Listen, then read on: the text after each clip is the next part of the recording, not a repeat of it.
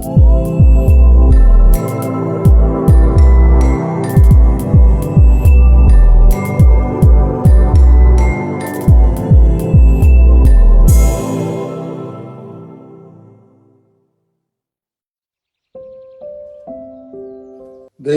മഹത്വം.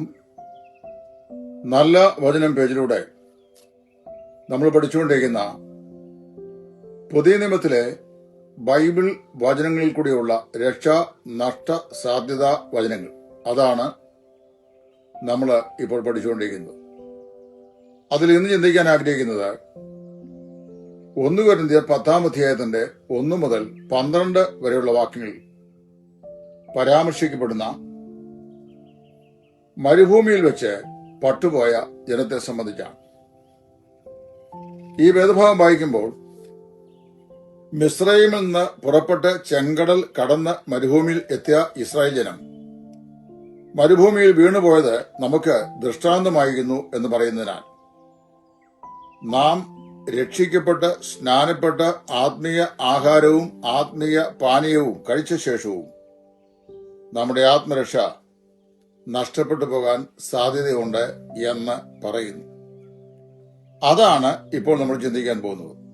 ശ്രദ്ധിക്കണം, എല്ലാവരും പെസഹയാലും ചോരത്തെളിയാലും അവര് ശുദ്ധീകരണം പ്രാപിച്ച് ചെങ്കടൽ കടന്ന് മോശയോട് ചേർന്ന് മരുഭൂമിയിൽ കൂടി യാത്ര ചെയ്തു. എന്നാൽ അങ്ങനെ യാത്ര ചെയ്ത അവര് വാസ്തവത്തില് മരുഭൂമിയിൽ വെച്ച് പട്ടുപോയി. മരുഭൂമിയിൽ വെച്ച് അങ്ങനെ പട്ടുപോയെങ്കിൽ അതിന്റെ കാരണം എന്താണ്, അല്ലെ എന്തുകൊണ്ട് അവർ പട്ടുപോയി എന്നുള്ള വിഷയമാണ് നമ്മൾ ഇവിടെ ചിന്തിക്കാൻ പോകുന്നത്. ഇവിടെ വാസ്തവത്തില് നമ്മൾ മനസ്സിലാക്കേണ്ട വിഷയം, മിസ്രൈമിൽ നിന്ന് പുറപ്പെട്ട ജനം പെസഹയും ചോരത്തൊളിയും ആചരിച്ചവരും സംഹാര ദൂതത്തിൽ നിന്ന്, അതായത് സംഹാര ദൂതന്റെ സംഹാരത്തിൽ നിന്ന് അത്ഭുതകരമായി രക്ഷപ്രാപിച്ചവരുമാണ്. അങ്ങനെയുള്ള ആളുകൾ വാസ്തവത്തില് മരിച്ചു പോവുക എന്ന് പറഞ്ഞാൽ ആത്മരക്ഷ നഷ്ടപ്പെടുക തന്നെ എന്നാണ് പലരും വ്യാഖ്യാനിക്കുന്നത്.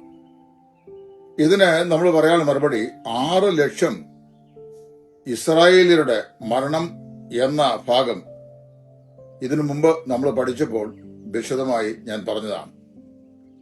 എങ്കിലും അനുവാചകരുടെ അല്ലെങ്കിൽ കേൾവിക്കാരുടെ സംശയ ദൂരീകരണത്തിനായിട്ട് ഞാൻ പറയാൻ ആഗ്രഹിക്കുന്നു. ഇവിടുത്തെ വിഷയം ജീവിത ഓട്ടത്തിന്റെ വിജയമാണ്. ക്രിസ്തീയ ജീവിതം ഓടി രക്ഷ പ്രാപിക്കാനുള്ള ഒന്നാണ്. ഓട്ടക്കളത്തിൽ ഓടുന്നവർ അനേകരെങ്കിലും ബിരുദ പ്രാപിക്കുന്നവൻ ഒരുവൻ മാത്രമല്ലയോ, ആകയാൽ നിങ്ങളും ബിരുദ പ്രാപിപ്പാൻ ഓടുവീൻ എന്നാണ് വാസ്തവത്തിൽ കൊരിന്ത്യ ലേഖനത്തിൽ അപ്പോസ്തലൻ പറയുന്നത്. ഇവിടെ പറയുന്ന കാര്യവും അത് തന്നെയാണ്. മിസ്രൈമിൽ നിന്ന് പുറപ്പെട്ട ജനം വിശ്വാസത്തിന്റെ നാൾവഴിയിലൂടെ മരുഭൂമിയിൽ കൂടി യാത്ര ചെയ്ത് വാഗ്ദത്ത ദേശമായ കനാനിൽ എത്തിച്ചേരുന്നതുവരെ അവരുടെ ജീവിതം വിജയകരമായി മുൻപോട്ട് നയിക്കേണ്ടത് ആവശ്യമായിരുന്നു.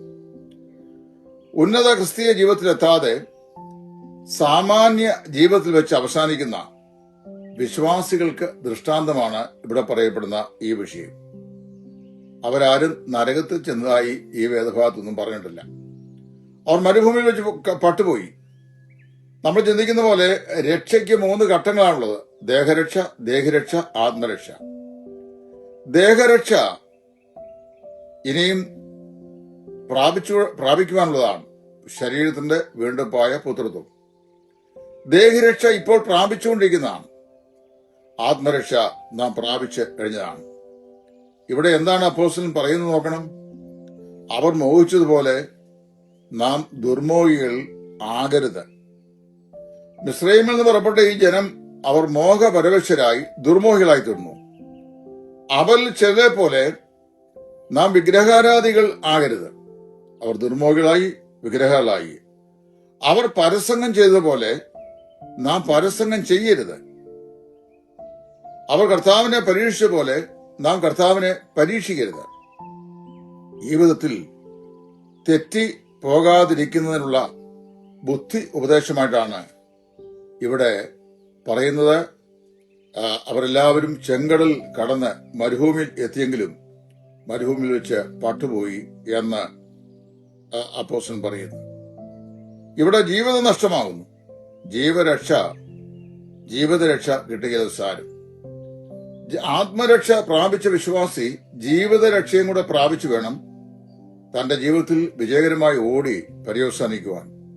പക്ഷേ ഇവർക്ക് പരസംഗം ചെയ്തുകൊണ്ട്, ഭർത്താവിനെ പരീക്ഷിച്ചുകൊണ്ട്, ആ വിഗ്രഹാരാധനയിലേക്ക് തിരിഞ്ഞതുകൊണ്ട്, ദുർമോഹികളായി തീർന്നതുകൊണ്ട് ആ നിലയിലുള്ള ഒരു പരിരക്ഷ അല്ലെങ്കിൽ ജീവരക്ഷ പ്രാപിപ്പാൻ അവർക്ക് സാധിച്ചില്ല. അവരെല്ലാവരും ലക്ഷ്യത്തിലെത്തും മുമ്പ്, അതായത് ആത്മീയ ജീവിതത്തിന്റെ ഉന്നതമായ അനുഭവത്തിലേക്ക് എത്തിച്ചേരുന്ന മുമ്പ് അവരുടെ ജീവരക്ഷ നഷ്ടമായി പോയി. പ്രിയമുള്ളവരെ, നമ്മള് ഈ ഭൂമിയിൽ ജീവിക്കുന്നത് രക്ഷിക്കപ്പെട്ട സകല പ്രയത്നവും ചെയ്ത് സ്വർഗ്ഗത്തിൽ ചെല്ലാനല്ല, രക്ഷിക്കപ്പെട്ട് ജീവിത വിശുദ്ധി പാലിച്ച് ജീവിതത്തിന്റെ ഓട്ടം ഓടി തികച്ച് ദൈവസ്ഥനിൽ എത്തിച്ചേരുവാനാണ്. അതിനായിട്ടാണ് ദൈവം നമ്മെ വിളിച്ചിരിക്കുന്നത്. ആ വലിയ ദൗത്യം നമ്മള് മുൻപിൽ കണ്ടുകൊണ്ട് നമ്മുടെ വിശ്വാസ ജീവിതത്തിന്റെ ഓട്ടം സ്ഥിരതയോടെ മുമ്പോട്ട് ഓടണം. സകല പാപവും മുറുകെ പറ്റുന്ന പാപവും വിട്ട് നമ്മുടെ മുമ്പിൽ വെച്ചുള്ള ഓട്ടം സ്ഥിരതയോടെ ഓടുവാനുള്ള ആഹ്വാനവും എബ്രായ ലേഖന കർത്താവ് നമുക്ക് നൽകിയിട്ടുണ്ട്. ആ ബന്ധത്തിലാണ് നമ്മൾ ഈ വിഷയത്തെ വിശകലനം ചെയ്യുകയും പഠിക്കുകയും മനസ്സിലാക്കുകയും ചെയ്യേണ്ടത്. പ്രിയപ്പെട്ട എല്ലാ പ്രിയപ്പെട്ടവർക്കും ഈ ഭാഗം കൃത്യമായി മനസ്സിലായി കാണും എന്ന് ഞാൻ വിശ്വസിക്കുന്നു. മരുഭൂമിയിൽ വെച്ച് പട്ടുപോയവർക്ക് അവർ 80-90 വയസ്സ് വരെ ജീവിച്ചിരിക്കാനുള്ള അവസരമാണ് ഉണ്ടായിരുന്നെങ്കിൽ ആ അവസരം പാഴായിപ്പോയി. അതേസമയത്ത് അവരാരും നഷ്ടപ്പെട്ടു പോയിട്ടില്ല ആത്മരക്ഷയുള്ള ബോധത്തിൽ. അതിന് ഉദാഹരണമാണ് മരുഭൂമിയിൽ വെച്ച് പട്ടുപോയവനാണ് മോശെ. പക്ഷേ മത്തായി 17 മറൂമലയിലെ രൂപാന്തര വേളയിൽ മോശയെ നമുക്ക് വീണ്ടും കാണുവാൻ സാധിക്കുന്നു.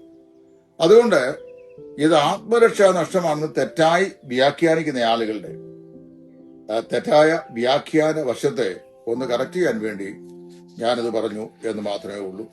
നിങ്ങൾക്ക് കാര്യങ്ങൾ മനസ്സിലായി കാണും എന്ന് ഞാൻ കർത്താവിൽ വിശ്വസിക്കുന്നു.